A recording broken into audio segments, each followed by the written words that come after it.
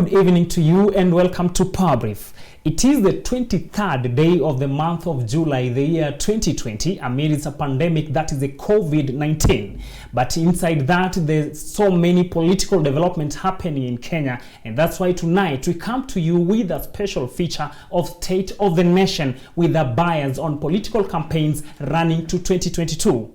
Tonight we are joined by Mrs. Jacinta Wanza, who is a politician, and we are also joined by Mr. Patrick Mulwa, who is a youth leader of the Wiper Democratic Movement. Remember, this conversation is also live on our Facebook page, KAK TV Kenya. Our YouTube channel is KAK TV Kenya. My name is Cornelius Omuse, and I welcome you to this discussion to look into matters that are affecting Kenyan political landscape, and we focus on the possibilities of a looming lockdown as the matters have been reported in the dailies and other matters that will come as we'll be having this discussion.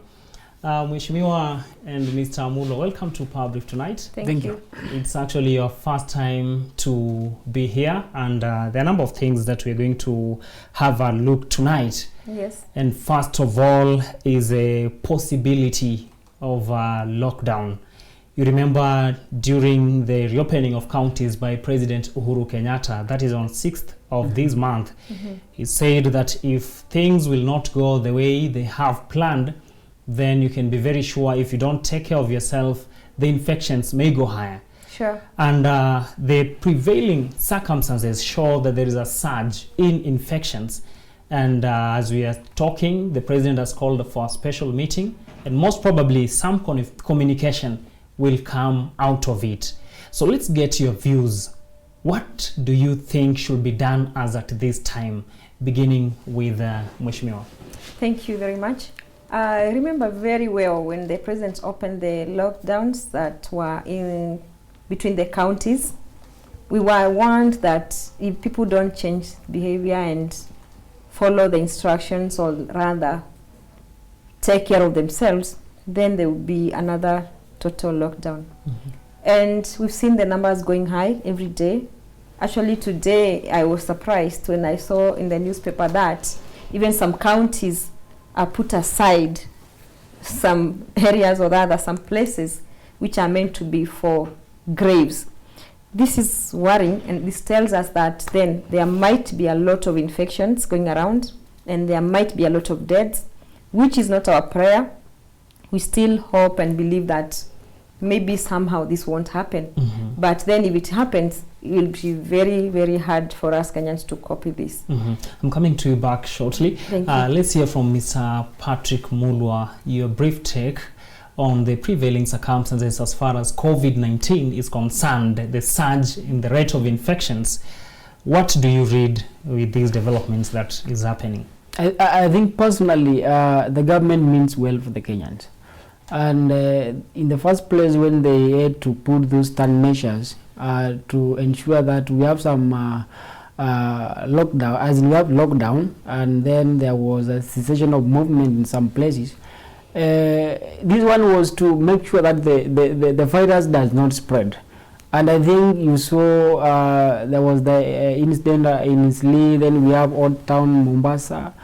And now, when now things have been let to be free, I think now you can see how the disease is spreading. And I believe if we have that mass testing, I think last week there was this news from is it Cambridge that they are saying that almost 2.something million people are infected with this disease. And I think what Kenyans should understand is that, the government acts at the interest of the people.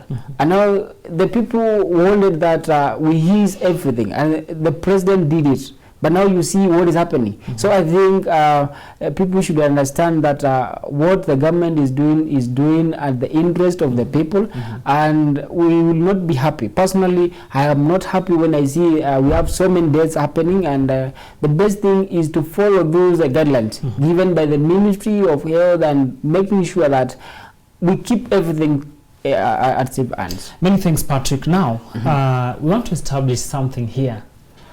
When the government imposed a lockdown and the cessation of movements in and out of some counties, does it mean that during those days, or during when there was this cessation of movements, Kenyans were more keen for preventive measures, and after counties were opened, there's some reluctance in everything. Exactly, yes. Mhm. We want to believe that people were really taking care of themselves because they believed that the disease is here, and they were always conscious on what they were doing. Mhm. But today, after the lockdown has been removed, we can see people are traveling, going to the village, coming to Nairobi. So the disease has spread a Mhm, lot mhm. during this short time. Mhm. And if this continues, Mhm. we might happen to be all sick in this country. Remember, it's about traveling. Yeah. That was the only part that the government had come in strongly. Yes. In combination with other strategies, that is washing of hands, social distancing, and also the curfew hours. But how comes, does it mean that movement of people from one place to another is a main factor for these infections? No, it is not the main factor, but it is one among the so many parameters to be looked at. Because if you stay within a closed perimeter, and maybe you are not interacting with so many people, it simply means if you are infected, so you're not going to interact with so many people and you're not going to infect them. Mhm. But now because there is that freedom to move from one place to the other place, you're going to meet so many people, and if you are infected, then you are going to infect those people, and therefore the numbers are going to rise. Therefore, movement was one among the major parameters to be looked at. Then there's also the issue about social distance and the other things like washing hands, which the government is sensitizing even up to date. That you continue putting on a mask, you continue washing your hands. And people are very funny. Someone would ask me, have you ever seen one? Have you ever seen one maybe suffering from this disease, or maybe infected by this disease? It is something that you cannot see. You may not know. And you have heard testimonies from people that they do not show any signs of the disease, but they are sick, So the most important thing is that people should understand it is all about themselves, not about the government. Yes. So looking at what is happening, Yes. do you have a feeling that indeed let Kenyans be imposed into another lockdown? For me, I would say so. Ask me why. Because when we had that lockdown, we were not seeing such numbers of infections. But today, I think the numbers have gone like triple what we used to see in a day. And this is because the disease is not airborne. So people have been traveling the same vehicles.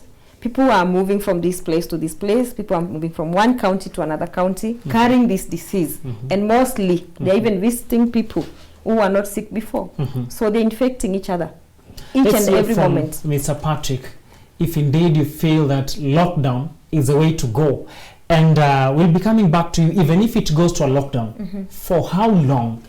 Because is it the vaccine that is going to offer a solution, or to curb the rate of infections? There's a catch-22 situation here. The thing is very simple.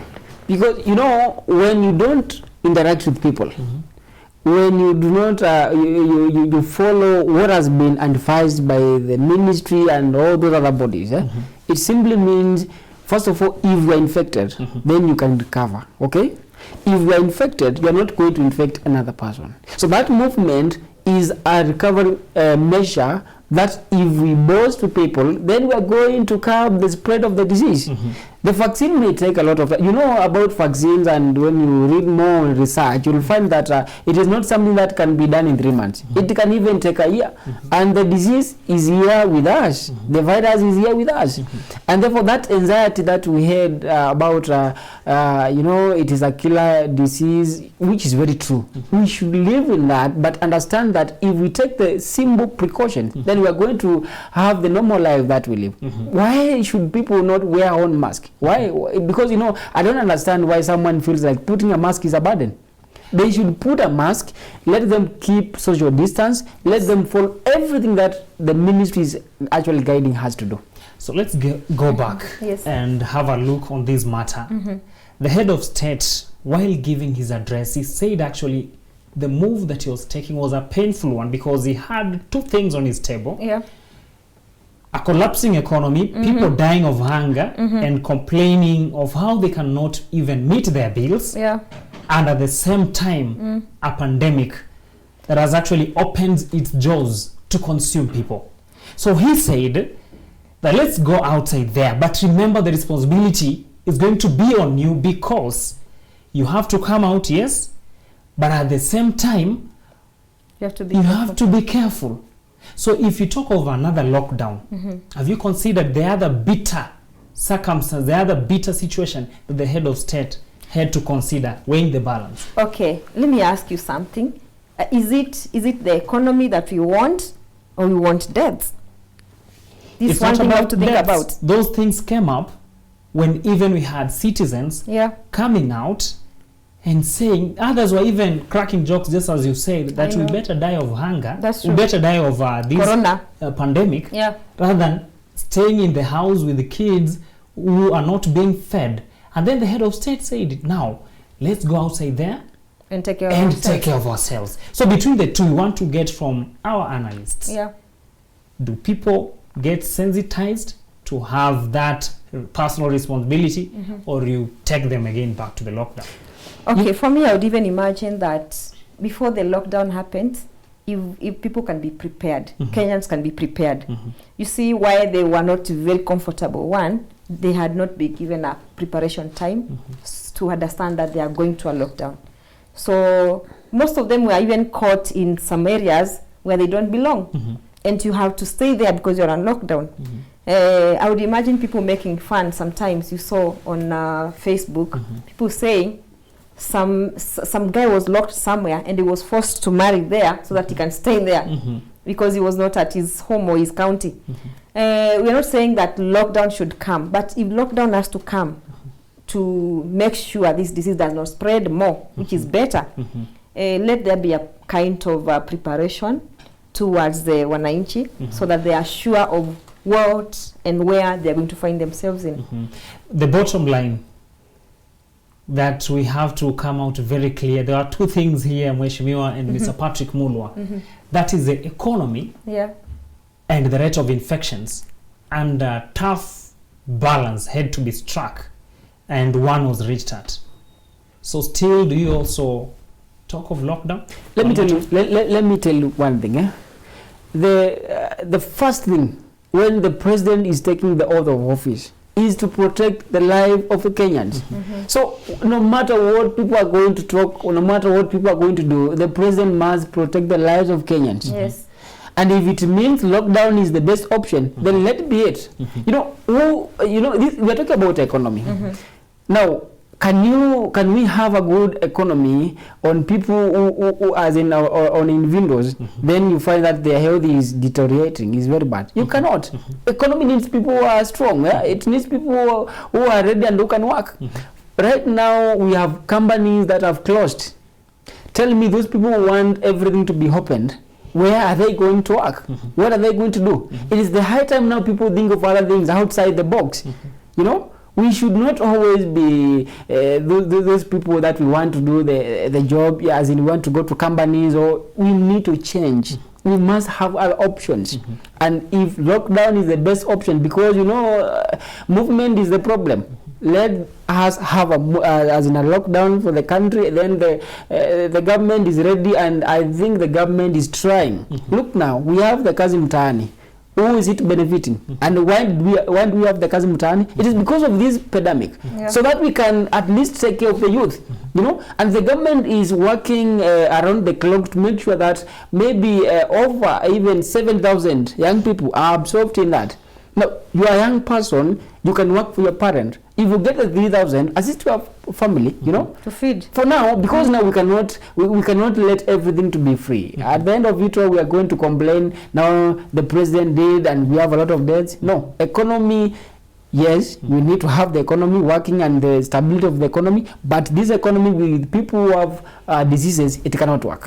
Many thanks. Let me just add on that, sorry. And I was telling you about traveling.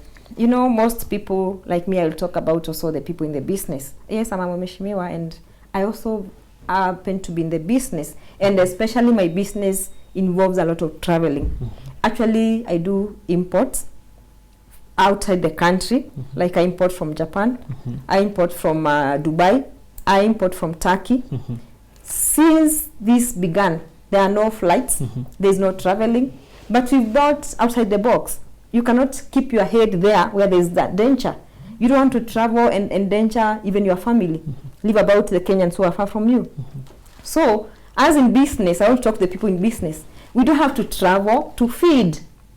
If totally there were no flights for this period of lockdown and we fed, can't we think beyond traveling and doing imports? Can we think beyond what we've been doing before? Doing office things and shops and businesses. We can go back in the community and do a lot. There's a lot of people, those people in the village are doing, and they're making money. They're living peacefully. But here in Nairobi, we just want to see ourselves working, traveling, getting to flights, and this is going to affect the whole country.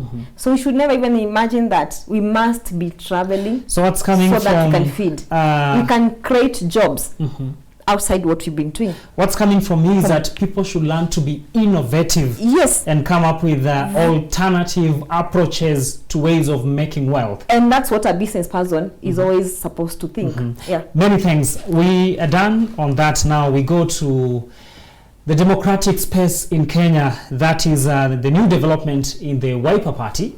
Kenya is currently, in as much as there is COVID-19, the matter of the 2022 succession politics, the temperatures are so high. Very high. And Wiper Party yesterday declared Johnson Muthama, who was a former big man in the party, that he's no longer the member of the party. And this thing has elicited a number of reactions from different political quarters. There are those ones who are saying that the move by the Wiper Party was too late, too little, because it's like you said you've killed lamb that's already dead, or a snake that is dead, then you've killed it. And then there are those ones who are even questioning the move of the Wiper Party, talking of why is Honorable Kalonzo Musyoka cooperating with the Jubilee, and at the same time they're expelling another member who is cooperating with another person. Or then there any other means of them coming together and finding a way forward. We are lucky to have the Wiper Party youth leader in the house, and we want to hear from you as far as the expulsion of Johnson Muthama is concerned. I think it is good that we call a spade a spade.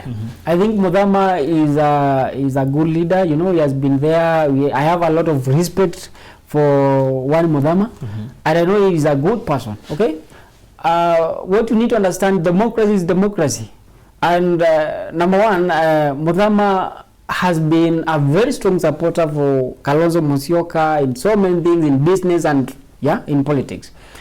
And I believe that he knows much about the party. He has invested in the party. But you know, sometimes there are some things that we cannot debate about. Because what you need to understand, political parties in Kenya, these are individual investments. And when you maybe start doing things that do not... Individual investments of if one person or individual in which way? Can I ask you a question? Yes. Who owns ODM? Who is ODM? If I don't know, but if I've read the constitution, you know the party that belongs to members. To members, Yes. But members who makes up the party. Very well. But what I know is that political parties in Kenya, and not in Kenya alone, you know, everywhere you go, they are owned by very few people within those big crowd that we call stakeholders. There are those who make the decisions, okay? And therefore Muthama, he is within his own right to speak what he wants to speak. But let me tell you one thing. You cannot go outside your own homestead and you go to our enemy, and then you are like seemingly supporting that person, and then you come back and then we accept you as our child. No. We must take some discipline on you. Muthama has been the co-chair for NASA together with Orengo. And if I remember 2013, there was the agreement that if Raila runs, then 2017 Kalonzo is going to. Then what happened? Muthama was elected as a co-chair to go and negotiate. And that committee was the committee that was to come with the dissolution of who is going to be the presidential candidate for NASA. Then we knew very well his heart was not for Kalonzo. The agreement was Raila goes, then we have Kalonzo. So what happened? We had sent our own son. Then he goes there and it's like he's trying to betray us. Then now he comes in and starts talking about other things that happened, the nomination for this guy Kevin to Yala, things that maybe took place last year. He had time to talk about those things. Why did he not talk those things that other year? So there is that personal attack. There is that way that he wants to portray Kalonzo to be such a bad person, and they have been living together. Then there is the code of conduct. If you go outside the code of conduct of the party, then you can be expelled from the party. He has the room to come and maybe defend himself. And if he feels that, then he's now, we are in a democratic country. Just still on that, Mr. Mulwa. Yes. I don't know, it is a misconception or a misunderstanding. There are people who up to now are not really understanding what is in between Honorable Kalonzo Musyoka and the Jubilee Party, the faction that is anti-Deputy President William Ruto. Are you part of Jubilee? Or what exactly, how is your relationship founded now that you are an inside of the party? Number one, Wiper is still standing on its feet as a party. It has not been absorbed by another party. We are on a working relationship with the ruling party, which is Jubilee. And therefore, we are supporting the president to deliver. And as a community again, because our party leader comes from Mokambani, we also want to have goodies from the government. Can't you get goodies even without working for the government, especially in an era that we have devolution? Machakos is there, yes. Kitui is there, yes. Makueni is there, formula is there by the Commission of Revenue Allocation. They do whatever they do. Which are the goodies? Because democracy allows anybody to say anything, especially in this era of devolution. Do you know what is 15% of the national collection from KRA? Excuse me. That we get? We are coming back to you. Let's hear from Let me talk to him Mheshimiwa. first. Because there's something that he said I'm very interested about. He's my brother. I happen to come from the same county or rather region, Makueni County, and I vied for women rep in the county 2017. And before we went into that, to say the truth, I was the candidate for Jubilee. And when I tried to vie and I sold Jubilee very well, and people were very happy, 2016 October, immediately after the launch of Jubilee, all my brothers and my sisters, especially those in Wiper, called me and they told me, girl, here, you're not going to sell Jubilee here. And I want to mention someone called Mahanzo. Mahanzo is my MP constituency. He met me going to support a church, and they stopped me on the road, insulted me so badly. And I confronted me and they said, you cannot bring Jubilee in Makueni, and especially at my home. No way. Even if you come from here, we don't care. We know you are our girl, you are from here, but get off from here. Otherwise, we're going to even kill you on the road. He even threatened me. I felt so sorry for myself. That will come. But I told him, I am selling Jubilee here because I know President Uhuru will come back. And I would love you to join me. We support the party that will come back. Today, I'm surprised. When Kalonzo is joining Jubilee when it's too late or rather, we begged him. Leaders were sent to him for him to join Jubilee then. So when Kiongozi here says that they want goodies from Jubilee, I am very sorry. This is not the point. I am happy they have come, but they were supposed to come long time ago. Because we begged them to come. So why I tend to disagree with their thinking of doing their politics. Get from Mr. Mulwa before we go for a quick commercial break. Yes. Are you in cooperation or are you in alliance with Jubilee? Are you in cooperation for now to get goodies, or you have plans post? No, we are in a cooperation, not in an alliance. And maybe if there is any plans for alliance, that can come later. In future, yes. Which is okay. What we need to understand is that 2017 we are in a competition, okay, and therefore the president was not our choice. Our choice was the ODM leader. Many thanks, Jacinta. We go for a quick commercial break. We'll come back with more, because tonight we are doing the state of the nation. We are looking into the looming lockdown as it's being alleged by some quarters. At the same time, we're also looking at the democratic space in Kenya. We'll also be looking into these space campaigns, especially the succession politics of the year 2022.